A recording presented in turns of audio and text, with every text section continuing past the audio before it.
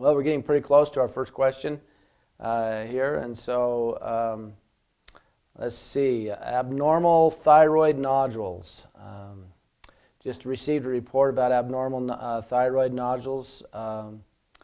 Which oil and protocol would you do if you are faced with this situation? They're using right now Defend Pack, Massage daily, and they've applied frankincense over the thyroid. All right, that's good. That's a good place to start. You know, again, we're sitting here looking at the thyroid nodules, and we're, you know, what caused that? Well, first thing we have to do, guys, is look at cause. I know a lot of times we get caught in the situation of going after the symptom, but what is causing these nodules? Usually when we see nodules on the thyroid, there could be a couple different things going on. Something is definitely out of balance. Could it be a mineral deficiency or imbalance? Could there be some trauma to the thyroid that's causing abnormal growth? Some DNA mutation, scar tissue, excess fluoride. You know, all these are issues that we kind of have to look at and consider as we step into wondering what's going on here. It'd be nice if we had some kind of information from the medical field, what they kind of think it might be. So let me just kind of run down a couple areas here. If we have a lot of fluoride in water treatment, fluoride rinsing, you know, they have these new things to shine up your teeth and make them super white. All these things can contribute to this challenge. And so something you might want to consider is look at your fluoride consumption, because it's going to really imbalance and mess up the delicate hormonal and chemical balance inside of the human body. So something you really want to take a look at. Other than that, there could be some tissues that have gone awry, and it really could be something that could be kind of scary, because that could be precancerous tissues. And so that's something that we have to really kind of look at and worry about and wonder about. Is there tissues there that could possibly be precancerous? So what you're doing is right on target. You have either read well or listened well, or both, because you're going with the protocol. You're using the Defend Pack, which is great. We need to get in there and clean up the body. Massage for the free radicals that could possibly be going on there, and applied frankincense over the thyroid. Very, very wise. If it is some kind of tissue that is not normal tissue that could be precancerous, frankincense exactly is an excellent oil for that. L-form would be another great oil for that. But let me just kind of clue you in a little bit on the new frankincense, the Boswellia sacra. The research on that is just amazing. The old frankincense we're going to keep around because it's a great frankincense. It's better than anything else that you can find out there in the marketplace. But the sacra is, you'll probably notice when you get your new frankincense, you'll notice right on the label there it's going to say an artisan line. And really, guys, this is it. We are developing a line of essential oils that will be in this artisan line that are just a cut above anything else that's out there. And the research out of Tel Aviv and other areas is so powerful on its ability to stop the progression and actually kill cancer cells. In the broadcast that we did a couple days ago, talked about breast cancer and skin cancer, and literally showed pictures and graphs of how quickly it would do that. So, you know, that'd be something I'd really looking at. If the nodules are large, I might want to go ahead and order that other frankincense and use it also. But you're right on the right target here. The only other thing you might want to look at is your immune pack. Boost up your immune system there. Second question, are there any oils that could help regulate a too slow heartbeat? Person also has a bundle branch block. We've got to be a little bit careful here, especially with the bundle branch block. But, you know, peppermint will elevate heart rate. That's a tough one because that could be, and I'd like to know the age of the individual. This is an older person. This could be something that we have to really take a serious look at. Be very, very careful here because with a bundled branch block, it can be, you could get yourself in trouble. So, you know, do not apply over the heart or a lot of oil. Go gradually. The heart spot on the foot is where you'd want to go with peppermint and rosemary. Those would be the two that I would use personally. Good question though, Don. Good question.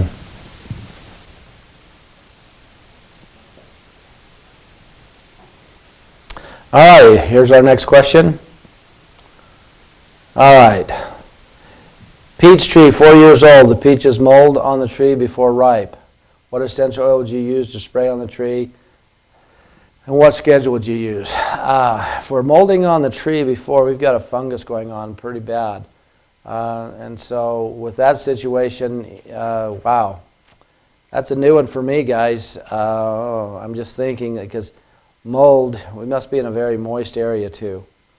All right, so there's 2 oils that I would personally use on this situation, guys, because we've used these 2 oils down in Louisiana for black mold, and it was absolutely incredible.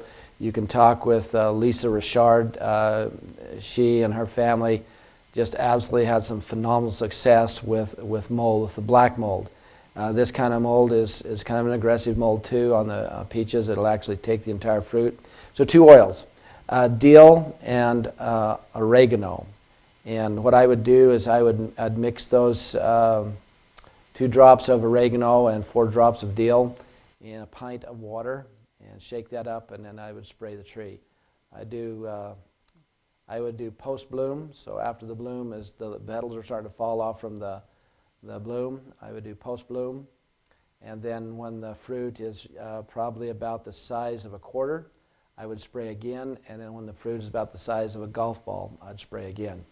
And that should take care of the mold that is on the fruit that would cause that to go as it starts to ripen up. Number 2, have an apple tree, which oil spray and what schedule. This one here, again, pre-bloom, bloom, and post-bloom. The oils that I like spraying, it's really simple. 2 to 3 drops of oregano and 2 to 4 drops of lemongrass. And you'd want to put that in about a pint to a quart of water. And again, spray during those respective times, because what happens is you get the codling moth that comes along and lays the egg on the bloom, and then the bloom forms the apple, and there's the little egg, and then the worm eats its way out. And so if you spray during those respective times, you, number 1, repel the codling moth, and 2, you kill the larva if it's on the blossom. Number 3, how could essential oils benefit my cows, pigs, and chickens? We did a really great training in Texas.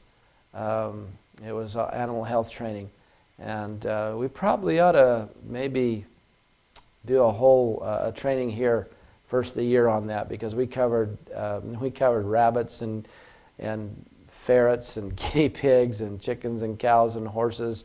We covered them all. And there's some really important things that you need to learn there. But cows, pigs, and chickens, I've worked on all of them. You have to be a little bit careful with the chickens. Their red blood cells do not have a nucleus like ours. It's a little bit different, so you have to be very careful. Tea tree is a really good one for chickens. Put a little bit in their water. It helps with a lot of problems. Pigs and cows, basically whatever you use on yourself for whatever reason, you can use on pigs and cows. They handle it very, very well. Any kind of cuts and scrapes and burns and slices and dices and pneumonias, same thing you'd use on yourself. No problem there. The other thing that you'll find with cows, I've used it on mastitis on cows, pneumonia. We've used it for worming as well as fleas and ticks. Yeah, it's pretty amazing. All right, that's a good questions, guys. All right, another big question. There's a new ketone drink. It helps you burn fat instead of waiting 2 or 3 weeks for you to go into ketosis.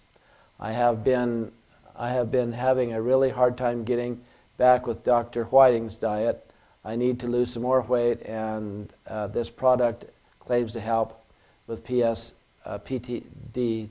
nervous depression, anxiety, low energy, and most of which I have. I've heard about this. In fact, this diet has come around,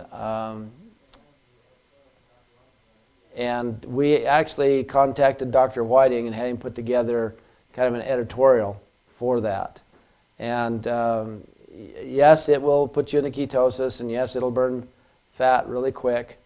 And but I think it's really important that we take a look at some of the things that are not said with this. And so, Ori, do you have your mic set up?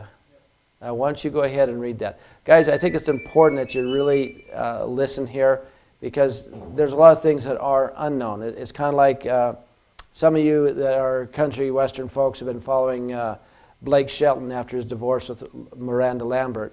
And he's lost a lot of weight, and so he came out just 2 days ago and said what he was using, and it's an advanced Cambodia, Guarana kind of situation.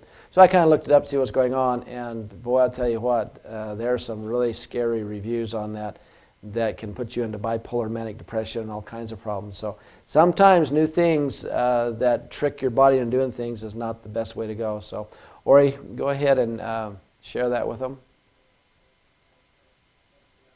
Oh, you exited out of it? Yeah, because we were concerned about it, and that's why we talked to Dr. Whiting, because he is probably the leading most authority in weight loss. And so here's what he had. All right, it says, let me just check my levels here. All right, so Dr. Whiting said, it seems that every so often a new concept or gimmick presents itself for weight loss. Since weight management is such a huge problem for so many of these companies having willing and desperate audiences to sell their latest miracle. The most recent promotion is Ketone Drinks. Like most fads, there is more marketing than science behind these products. Let's take a look at what we do know, which so far is very little. First of all, there are no clinical studies conducted on humans to show the efficiency and safety of these products. There are 2 rat studies that do show fat-burning benefits of ketones. The products rely totally on a synthetic ketones that are not found in nature. This may be problematic the longer one ingests them. The most commonly used synthetic ketone is beta-hydroxybutyric acid. Ketones are naturally formed in the body as safe byproducts of fat metabolism. Natural ketosis is completely safe as long as you are not diabetic. The ketone bodies formed in the liver are recognized by the body chemistry as they are a normal byproduct of metabolism. Possible health risks from ingesting synthetic ketones may include kidney and liver damage. Other risks might also include electrolyte imbalance, digestive disturbances, and hyperglycemia. Consider, too, that these products contain significant amounts of caffeine, which is likely a factor in weight loss properties of these products. Excess caffeine is dangerous for people with heart conditions or glucose metabolism disorders like hyperglycemia or diabetes. Since there is absolutely no science behind these products, one major seller puts the following warning on their labels. As with any new supplement, consult your doctor before using. If you are using any prescriptions or over-the-counter medicines, are unaware of your current medical condition, have any pre-existing medical conditions, have hypersensitivity to salt, or have any risk of kidney stones, consult your physician. Build up to the full serving slowly to avoid gastrointestinal discomfort. Clearly, the suppliers are aware of the potential side effects of ingesting high amounts of synthetic ketone bodies. We are a species of immediate gratification, and we are looking for a magic pill or potion that will make us young, thin and well as soon as possible.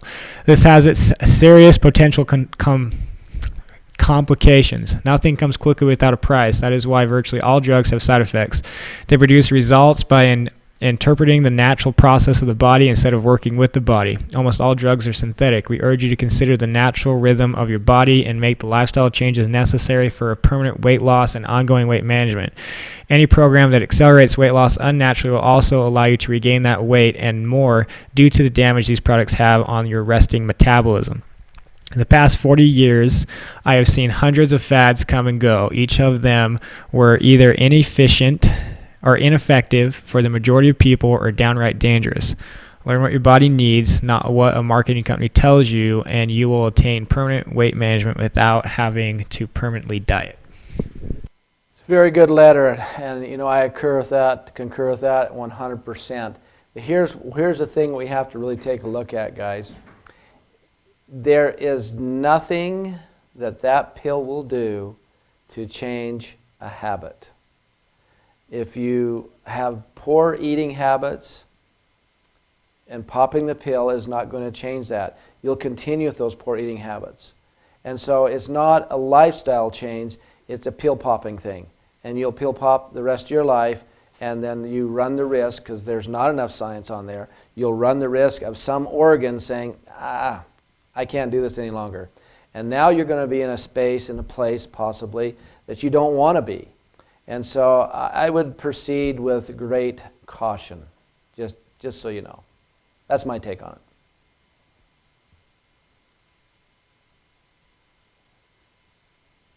Okay, yeah. Okay, next question. All right, here's another question. What oils could you use for hiatal hernia? My abdomen is distended right below the breastbone. I get full easy and I feel bloated, and most of the time there's sometimes a lot of indigestion. Let's talk about that a little bit. It's interesting because my whole married life, my wife has talked about a hiatal hernia. And she has the problem with it. Sometimes it'll flare up, and it would get distended like that, and she'd have pain. And and I've read about hiatal hernias. So as we were going through some medical challenges and talking to the doctor with Cammie, they did a complete thorough exam to see if that was a hiatal hernia. And it wasn't. And all her whole life she'd been told it was a hiatal hernia. I mean, it'd stick out just like my thumb right here, right by where the wishbone was. And boy, it hurt her and whatnot. And basically what it was all tied back to indigestion problems. And so one of the things that we've noticed that's been kind of cool is she's been doing the new U program with the digestive enzymes. It's been kind of crazy. It's only been, 2 months? And she has not had one episode. It's gone completely. And in fact, I was talking to her just a couple days ago. I said, you haven't really been complaining about your hiatal hernia. She says, no, I haven't had a problem. I haven't had a flare-up at all. And the only thing we did different is we went over to the new U with the digestive enzymes. It's kind of interesting. It's a pretty powerful little situation. But we've done fennel on it. We've done frankincense on it. We've done birch on it. We've done physical touch on it. We've done all the oils on it. But once we went in and took care of the cause, the outside problems just kind of all went away. It's kind of nice. Second question. A couple of my friends in their 50s both have shingles, one on their back and the other one on their head. What oil can I suggest for them, and how would they use it? This is a great question, by the way. Shingles is something that does seem to reappear or appear on people in their 50s and plus. It's a revisiting of the chickenpox virus. Some of the theories out there is if you had a real small showing of the chickenpox when you're a kid, you're going to have shingles when you're older. But it's basically directly connected to two things. One, your immune system, and two, stress. If you've had a good flare of stress and your immune system is low, it's going to come from the spine and it's going to come around. And usually it'll come from the back around on the trunk, or it'll come from the neck up over into the face this way, or around the face this way. Here's a study out of California, Davis, guys, that you will love. We've done this. I can't even count the number of people that have been benefited by this. So this study was done in 2000. It was done with geranium oil. And they found a direct correlation with geranium oil and shingles. When they did 100% pure geranium oil, they had 100% control. When they diluted it by 50%, they had 50% control. When they diluted it by 75%, they had 25% control. So the purer the product, the better the control you have. So that's why we've had great control with our rose geranium. Literally put them right on the outbreaks. If it's coming around here, put them on all the little pustular outbreaks and go right down the spine with it. The other oil that works very well in conjunction with this is myrrh oil. Those two oils together, amazing, absolutely amazing for shingles. So give that a whirl, see how they go. Hello, okay, my 13-month-old son born 8/2/2015 appears to, what's that? Okay, appears to have hand and foot and mouth. Okay, the hand, foot, and mouth problem. My mother's CC'd, Charla, CC'd, okay.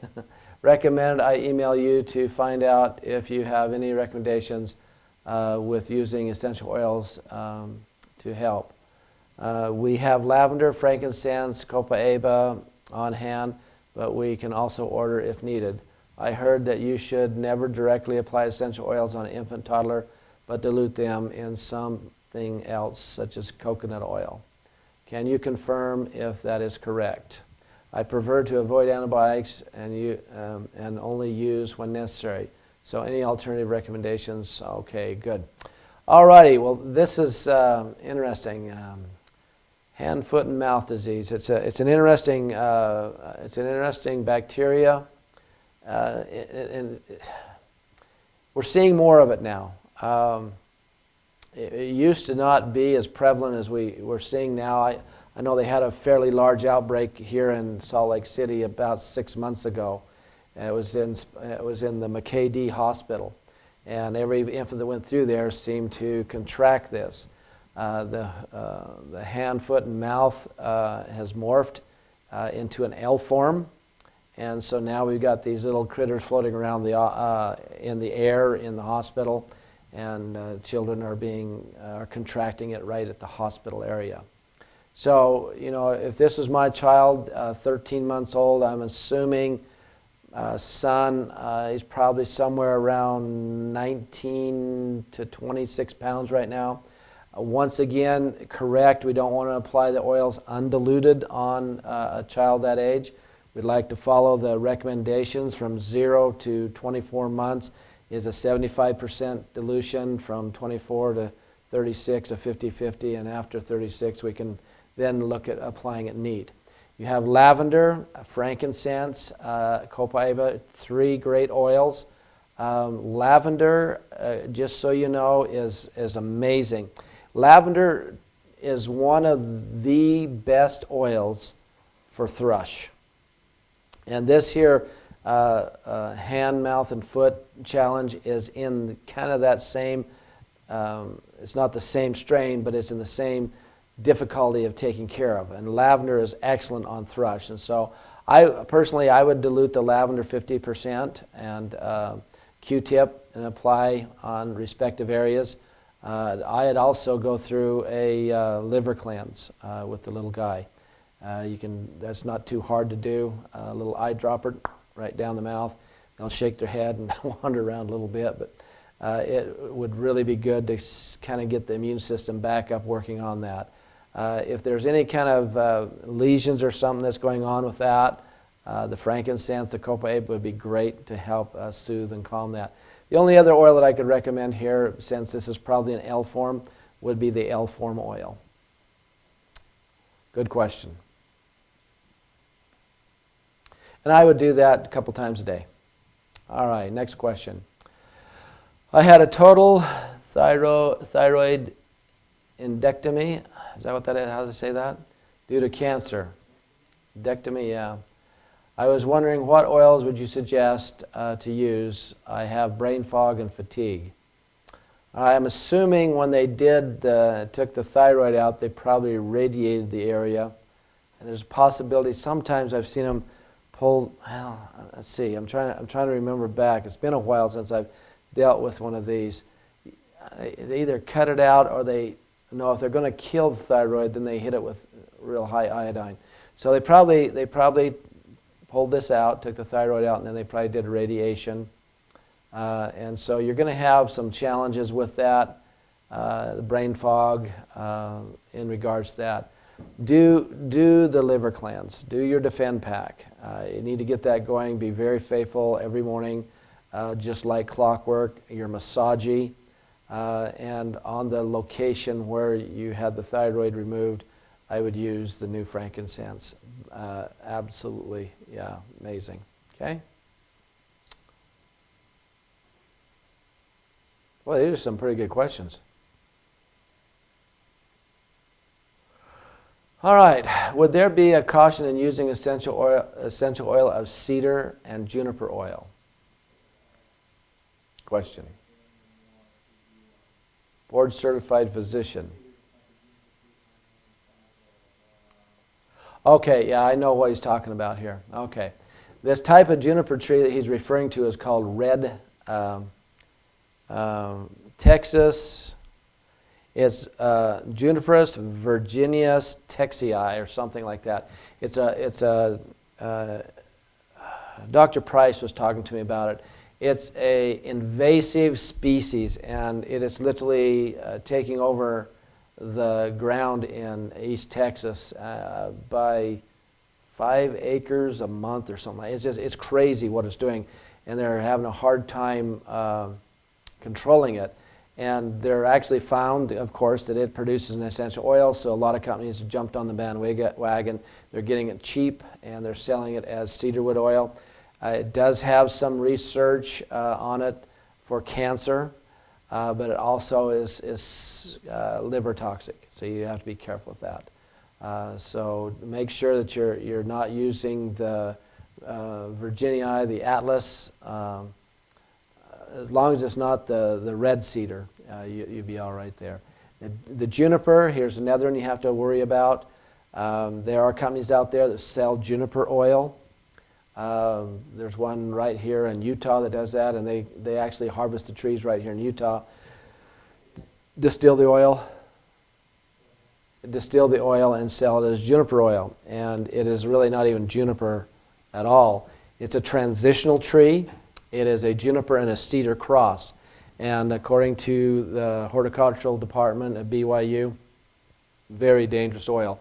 Not only liver toxic, but kidney toxic. So when you're looking for cedar, don't just buy cedar oil. You want cedar wood or juniper berry. You do that, you'll be in good shape. Okay, next question. Is it okay to use either type of chamomile essential oil if you have allergies to ragweed? I haven't had any problems with either one of those. Yes, they are in the same family, but I haven't seen a problem with those. If you... Gone. Nope, it's good. If you are concerned about something like that, just do a small patch test on the bottom of your foot. That'll tell you the best on that, okay? If Alzheimer's is located in the front part of the forehead, where should the brain gem be applied, and how many times a day if the individual is in advanced stage? Alma, great question, but you know, brain gem, yes, is an amazing oil for that, but there's 2 oils that I would use with it, and possibly even before. Brain gem is a little bit heavy to go in first. The 2 oils that I'd use, and there's tons of research on these 2 oils, guys. Turmeric and the new frankincense. Absolutely amazing. One of the things you find with the turmeric oil is that and I shared this with you guys when we did the training on this, that it literally goes in and helps the body to excrete an enzyme that stops the buildup of protein in the frontal lobe that causes the deterioration of the brain that causes Alzheimer's. And so, guys, if you're using the turmeric with the new frankincense, wow. Then the brain gem, temples, back of the neck. Excellent. All right, next question. I just heard about you through my father. I am contacting you today in hopes that your professional opinion in why I'm so sick. It moved on me. More of a personal one? Okay, we'll send this over to the email and then I'll respond to it that way, okay? All right. I did a 3-hour breath test and tested positive for SIBO. My conventional doctor called an antibiotic to take, and the naturopath wants $6,000 plus to treat SIBO. Or could you look that up real quick? To treat it long term. I got into this mess with antibiotics. Do you have any insight to whether I should take them for my bloating? Thanks again, Melinda. Small intestinal bacterial overgrowth. Thank you. Okay. Oh man, that makes perfect sense why antibiotics cause this. Now, if this is me, I would stay as far away from antibiotics as possible. First thing that I'd do just immediately is I would get the U program. I would get that probiotics going in there like you cannot believe. Remember, the base has a billion, and then the digestive enzyme pack has another 5 billion. And so get that going, because that's the problem. The bad bacteria is overgrowing like crazy. You need some good stuff in there to knock that down. So get that going, do the Defend pack, and I would do Digest, 3 drops in 8 ounces of water, and I'd drink that through the day. Yeah, absolutely. Yeah. All right, next question.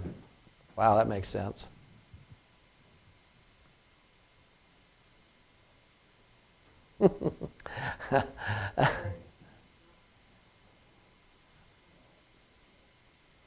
Okay.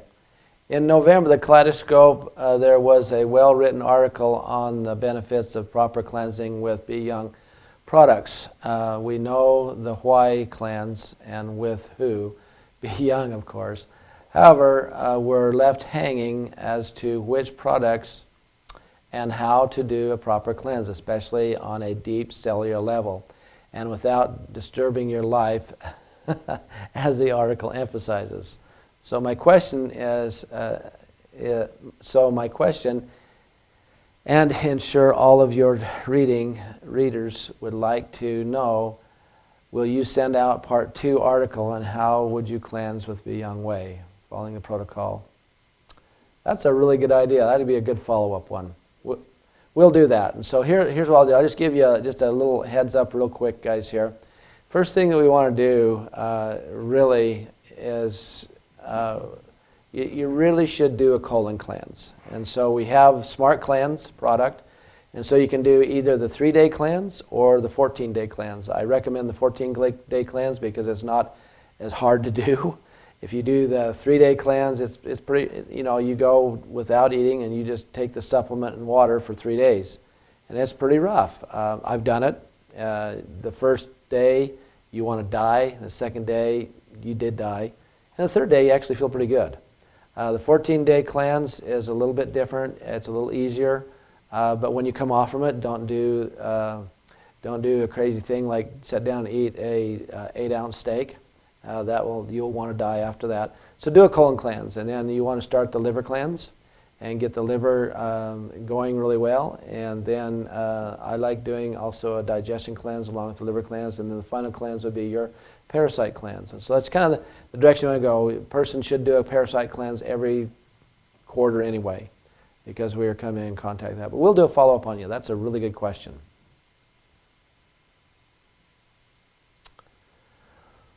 What are your recommendations for a 42-year-old man who is 1 year into ALS? Well, it's good that we're only 1 year into it instead of multiple years. Again, 42 years to get to where we are today. It's a lifetime of attacking the immune system. And so we've got to get things turned back around. They probably, with being a year into it, they probably got him on immune suppressant drugs and steroids and everything like that. We've got to clean the body, and then we've got to rebuild the immune system. And that's the path that has to go. And the way we do that, of course, with the cleanses that we just addressed, as well as boosting and supporting the immune system, getting the free radicals out of there. So your Massage, your NutriSmart, your digestive probiotics, from the digestive pack and the U program, as well as the essential oils to kill off all the bad bacteria that are really causing all kinds of problem as you build the immune system so that it will stop the attack on the brain. Good question.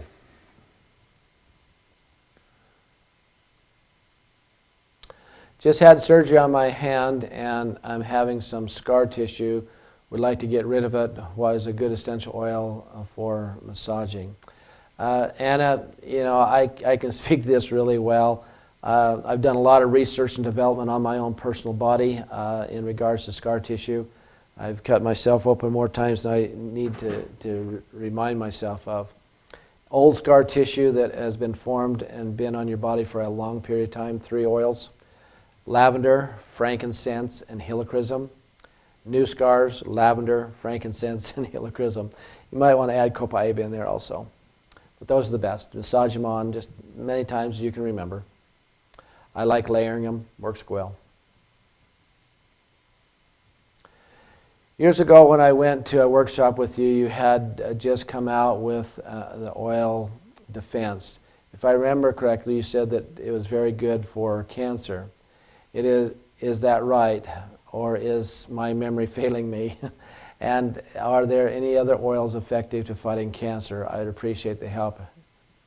All right, yes. When we first launched the defense oil, we launched it in a pack. There was Spice, Alive, Guardian, and Defense. And what we were doing is we were attacking the life cycle of these here rogue cells. Since then, there's been other advancements. There's an oil blend put together right after we launched the defense blend called L-Form. Very, very effective. Terry Perez, Dr. Perez in Texas has used it on numerous patients and had great success. The new frankincense, guys, absolutely incredible. As we shared in the training 2 days ago, its ability under double-blind placebo research is unbelievably phenomenal to fight cancer. So that's where I go.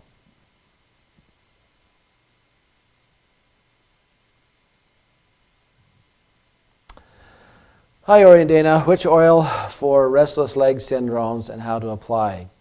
Will the CD be available for the cell that has been used for the EAT? We do have a CD for the EAT, but we're redoing that too. It's kind of outdated. It's way outdated. It was produced 7 years ago. All right. But they can go. Oil upload a website for you so you can go. buacademy.info. Okay? All right, so restless leg syndrome. One of the oils that I like using for this, physical touch is great, marjoram is awesome, basil. Those 3 oils work very well with people that have high-level activity in the spindle cells and the muscles. They seem to relax it very well and help them to calm down. The other thing is if it's attached to an emotional thing, then they're going to help the physical side of it, but the emotional is going to be continuing to go on and on and on. And so you might want to take a look at that and do a PAT assessment, and if geranium is large and controlling pain and stuff, mobility, then you'd probably be a good indication that an EAT would be something you'd want to do. Okay, so if you look right here, or he's going to show you how you go into that, right on down, and there's the EAT. And it'll pull up, and there's a video. Okay? And it plays right away. All right. Thanks, Ori. That really is excellent where you can see that right firsthand. Okay. What's that? That's all the questions? Wow, we got to the end of them. Those are some pretty powerful questions, guys. If you have more questions, send them to support@beyoungth.com, and we'll get them answered for you. Thanks for being with us tonight. It's always my pleasure to do these. It challenges my mind, and I love that. Thank you so much, and may you have a wonderful, wonderful Merry Christmas and a Happy New Year. God bless.